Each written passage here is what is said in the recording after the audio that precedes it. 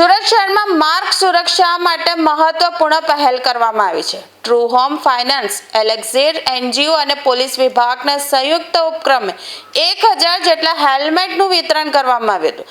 આ કાર્યક્રમ નવી સિવિલ હોસ્પિટલ ખાતે યોજાયો હતો, જ્યાં વાહન ચાલકો સાથે સાથે હોસ્પિટલના નર્સિંગ સ્ટાફ, સફાઈ કર્મચારીઓ, સિક્યુરિટી ગાર્ડ અને વિવિધ વિભાગોના કર્મચારીઓને હેલ્મેટ આપવામાં આવ્યું હતું।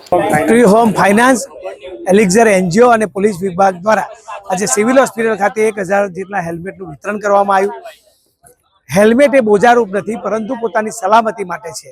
ગત વર્ષે પણ પોલીસ વિભાગ દ્વારા 1000 જેટલા હેલ્મેટ સિવિલ હોસ્પિટલ ખાતે આપવામાં આવેલા। છેલ્લા 1.5 વર્ષથી હેડ ઇન્જરીના કેસમાં ઘટાડો થયો છે। હેલ્મેટ પહેરવાને કારણે અકસ્માતના સમયે માથાની તો બચાવ થાય છે, પરંતુ ખૂબ ઈજાઓને કારણે, હેડ ઇન્જરી થવાને કારણે કોમામાં પણ જતા રહેતા હોય છે। એવી ઘટનાઓ છેલ્લા 1.5 વર્ષથી પણ ઘટી છે। આ તબક્કે હું એનજીઓ અને પોલીસ વિભાગનો આભાર માનું છું।